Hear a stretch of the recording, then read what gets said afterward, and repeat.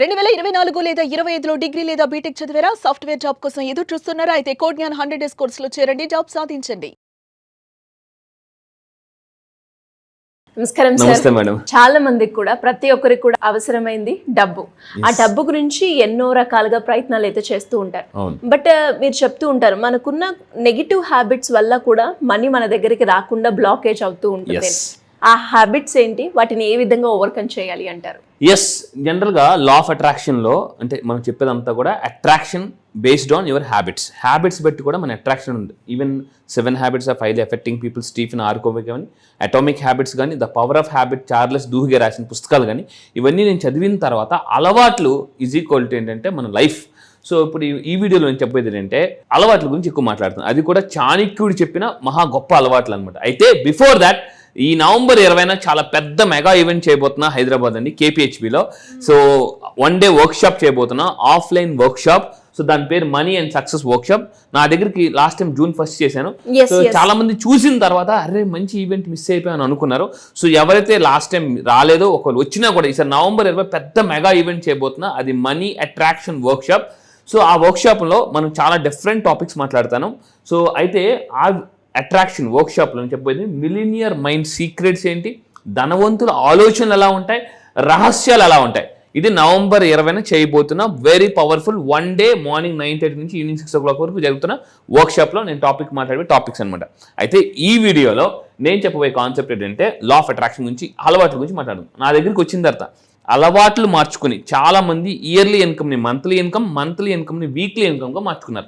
12th batch నుంచి రామకృష్ణ గారు ఒక వీక్ ఎవ్రీ వీక్ అతని ఇన్కమ్ ఒకప్పుడు అంటే యావరేజ్ 20,000 30,000 ఉండేది. నా దగ్గరికి వచ్చిన తర్వాత ఈ వారం అతనికి వచ్చిన ఇన్కమ్ 1,23,770 రూపాయలు అండి.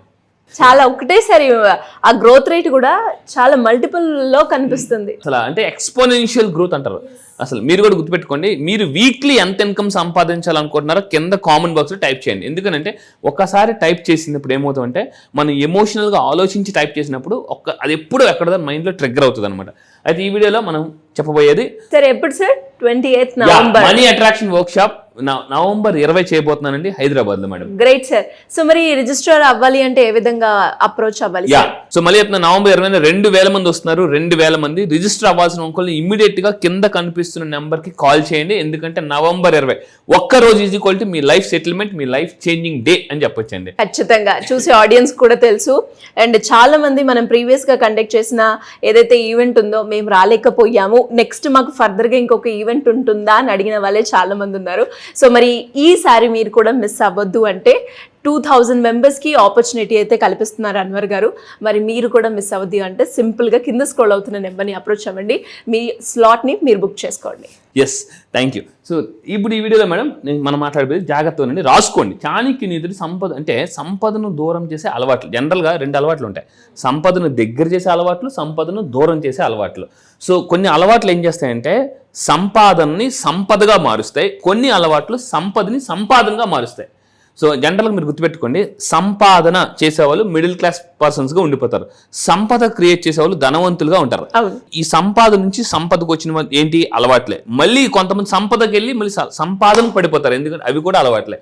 సో ఇప్పుడు మనం ఏ అలవాట్లు ఉండకూడదో చూద్దాం. ఫస్ట్ పాయింట్ అండి, చిన్న అలవాట్లు మనల్ని చాలా పేదవాళ్ళుగా మార్చేసని చెప్తారు. చిన్న అలవాట్లు. సో కొంతమందికి ఎలా ఉంటాయంటే చిన్న అలవాటే కదా అని అనుకుంటాం. గుర్తుపెట్టుకోండి, ఫర్ ఎగ్జాంపుల్ చాలా మంది అంటారా ఏముంది అన్వర్ చిన్న అలవాటే కదా అని అనుకుంటారు. నేను అందుకే ఒక మాట అంటాను. సో మీ దగ్గర కారు ఉందనుకోండి, కారులో సరదాగా ఒక్కసారి కిరోసిన్ పోస్తామా, ఒక్కసారి పంచదార పోస్తామా అంటే పోయాం, అంటే ఒక్కసారే కదా అని పోయాం. సో కొన్ని కార్లు మనం ఏమవుద్దంటే ఏముందిలే చిన్న అలవాటే కదా అని అనుకుంటాం. కానీ ఆ చిన్న అలవాటు ఎలా ఉంటాయంటే స్టార్టింగ్లో మనకి సాలిగూడ్లాగా ఉంటాయి, తర్వాత పెద్ద సంఖ్యలాగా అయిపోతాయి అనమాట. అవన్నీ కూడా తప్పించుకోలేం, వదిలించుకోలేం. సో ఇక్కడ పాయింట్ ఏంటంటే ఫస్ట్ పాయింట్ జాగ్రత్తగా ఉండండి. ఎవరైతే ఆడవాళ్ళను అంటే అగౌరవిస్తుంటారో అక్కడ పేదరికం చాలా ఫాస్ట్గా స్ప్రెడ్ అవుద్ది అనమాట. అంటే ఆడవాళ్ళని అవమానించడం, తిట్టినట్టు అందరి ముందు అంటే తిట్టినట్టు మాట్లాడడం, అసభ్యకరంగా మాట్లాడడం. అందుకే ఎక్కడైతే మహిళలు పూజింపబడతారో అక్కడ లక్ష్మీదేవి అంటే ఉంటారని చెప్పేసి చాలా దగ్గర మనం విన్నాం. సో ఫస్ట్ పాయింట్ ఏంటంటే మీరు వర్క్ చేసే ప్లేస్లో కానీ మీ ఇంట్లో వాళ్ళు కానీ లేడీస్ని అగౌరవంగా మాట్లాడడం కానీ తక్కువ చేసి మాట్లాడడం కానీ, సో మీరు ఫస్ట్ ఆ పాయింట్ మానేయండి. ఎందుకంటే ఇంతకు ముందు కూడా చెప్పాను, ఎక్కడైతే ఆడవాళ్ళు ఏడుస్తారో అక్కడ డబ్బు ఉండదు.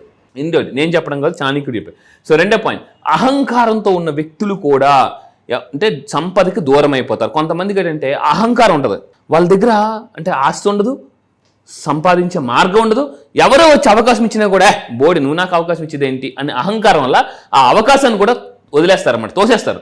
అంటే నువ్వు నాకు ఇచ్చేది ఏంటి, ఒకప్పుడు నేను రిచ్గా బతికాను, ఈ నాకెంత బతికే నువ్వు నాకు అవకాశం ఇవ్వడం ఏంటి అనే అహంకారం వల్ల చాలా మంది సంపదను క్రియేట్ చేయలేకపోతున్నారు.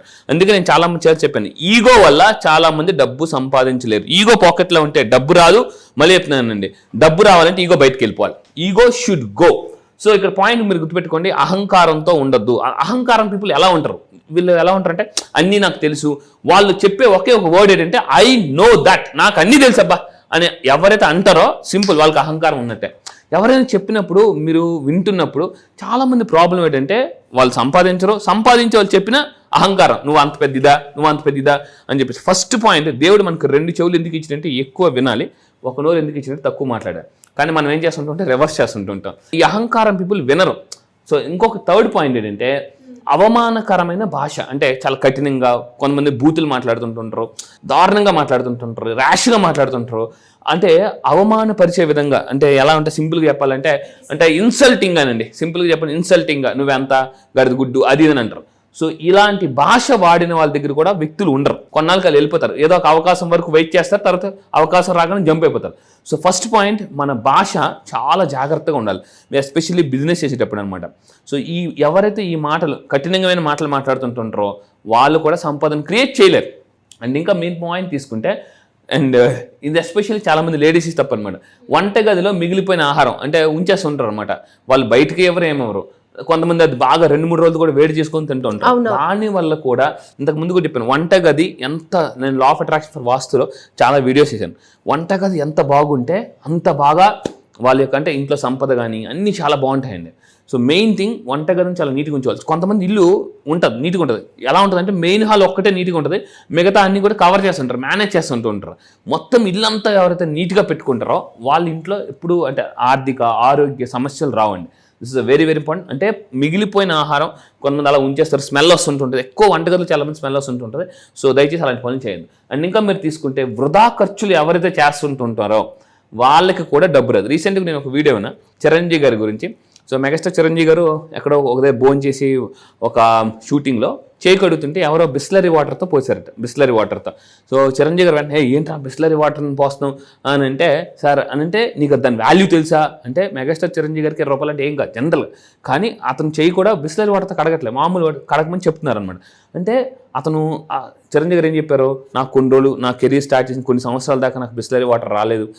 పాయింట్ ఏంటంటే అలాంటి గొప్ప వ్యక్తులు చెప్పినప్పుడు మనం టక్కన నేర్చేసుకోవాలన్నమాట. ఓ ఇంత గొప్ప వ్యక్తే, ఇంత సక్సెస్ఫుల్ పర్సనే అసలు డబ్బుని ఎంత వాల్యూ ఇస్తున్నారో. సో మనం చేయాల్సిన పని ఏంటంటే వృధా ఖర్చులు ఆపడం చేయాలండి, లేకపోతే లైఫ్ వృధాగా అయిపోతుంది అనమాట. ఇది పాయింట్ మీరు గుర్తుపెట్టుకోవాలి. రూపాయికి ఎవరైతే విలువిస్తారో ₹1,00,000 కూడా అదే విలువిస్తారు, ₹1,00,00,000 కూడా అదే విలువిస్తారు. చిన్న రూపాయిని గౌరవిస్తే పెద్ద రూపాయి డబ్బు వస్తుంది. అండ్ ఇంకోటి అంటే తప్పు స్నేహితులను సెలెక్ట్ చేసుకోవడం కూడా సంపదను క్రియేట్ చేయలేదు. కొంతమంది ఎలా ఉంటారంటే ఫ్రెండ్స్ ఏదైనా బిజినెస్ స్టార్ట్ చేద్దాం అంటే ఊరికా ఇప్పుడు కంఫర్ట్గా ఉన్నావు కదా, బాగానే వస్తుంది కదా, ఇప్పుడు అవసరమా అని వీళ్ళు తప్పుడు స్నేహితుల వల్ల కూడా సంపదను క్రియేట్ చేయలేం. కొంతమంది ఏదైనా చెప్పినప్పుడు ఉంటుంటారు. మన స్కూల్ కాలేజెస్లో ఎలా మన ఇంగ్లీష్ మాట్లాడు వచ్చారా అమెరికా నుంచి, వెంటనే అమెరికా నుంచి ఇంగ్లీష్ మాట్లాడి దానివల్ల ఏమవుతుంది, ఈ పర్సన్కి ఇంగ్లీష్ ఎప్పుడు నేర్చుకోలేడు అన్నమాట. సో ఫస్ట్ పాయింట్ గుర్తుపెట్టుకోండి, పవర్ ఆఫ్ 5 కింద కామెంట్ బాక్స్లో టైప్ చేయండి. జిమ్ రాన్ అని అతని వ్యక్తి, జిమ్ రాన్ వరల్డ్లో very one of the top most motivation speaker. అతను చెప్తాడు, మీరు ఎవరు అంటే you are the average of 5 people. ఏ 5గురితో ఎక్కువ ఉంటారో ఆ 5గురే మీరు. అంటే మీరు ధనవంతులు అవ్వాలంటే ఒక 5 పీపుల్ని సెలెక్ట్ చేయండి. ఈ 5గురికి ఎలా ఉండాలంటే అయితే డబ్బైనా ఉండాలి, లేదా డబ్బు సంపాదించిన ఆలోచన ఉండాలి. ఇంకొక పాయింట్ ఏంటంటే మెయిన్ మంచి కోచ్ ఉండాలి, మంచి మెంటర్ ఉండాలన్నమాట. బిల్ గేట్స్ అంత గొప్పవాడు అవ్వడానికి కారణం వారన్ బఫెట్. ఇలా మార్క్ జూకర్బర్గ్ అంత గొప్పవాడు అవ్వడానికి కారణం జాగ్రత్తగా ఉండండి స్టీవ్ జాబ్స్. అంటే ప్రపంచంలో ప్రతి ఒక్కరికి ఒక కోచ్, ఒక మెంటార్, ఒక మంచి గైడ్ ఉండడం బట్టే వాళ్ళు ధనవంతులు అవుతున్నారు. సో మీరు గుర్తుపెట్టుకోండి, ఈ అలవాట్లు మీరు చెయ్యొద్దు. కింద కామెంట్ బాక్స్లో టైప్ చేయండి, habits is equal to money, అంతేనండి. ఇంకా నెక్స్ట్ వీడియోలో ఇంకా మంచి పవర్ఫుల్ పాయింట్ చెప్దాం. సమయం విలువ అర్థం చేసుకోకపోవడం వల్ల కూడా చాలామంది ఫెయిల్యూర్ అయిపోతారు. సంపదను క్రియేట్ చేయరు, టైం ఉందిలే నేర్చుకుందాంలే నెక్స్ట్ ఈవెంట్ చూద్దాంలే, నెక్స్ట్ క్లాస్కి వెళ్దాంలే అనే సెన్స్ ఆఫ్ ఎమర్జెన్సీ. ఎవరైతే డబ్బు నాకు చాలా అవసరం అని మీరు అనుకుంటారో వాళ్ళే డబ్బు సంపాదిస్తారండి. చాలా మంది డబ్బు అవసరం ఎప్పుడు గుర్తొస్తుంది అంటే హాస్పిటల్ బిల్ కట్టినప్పుడు, పెళ్లి చేసినప్పుడు, పిల్లలు స్కూల్ చదివించినప్పుడు అప్పుడు గుర్తొస్తుంది అనమాట. సో ఈ పనులు మీరు చేయకుండా ఉంటే మీరు ఖచ్చితంగా సంపద క్రియేట్ చేయగలరు, అంటే సంపాదన నుంచి సంపదకి వెళ్ళిపోగలరండి. ట్రూ సార్, మీరు అన్నట్టుగానే అంటే టైంని కనుక మనం అక్యురేట్గా వాడుకోకపోతే మనం ఎంత లాస్ అయ్యామో ఇది ఈక్వల్స్ టు మనీ అని మీరే చెప్తూ ఉంటారు.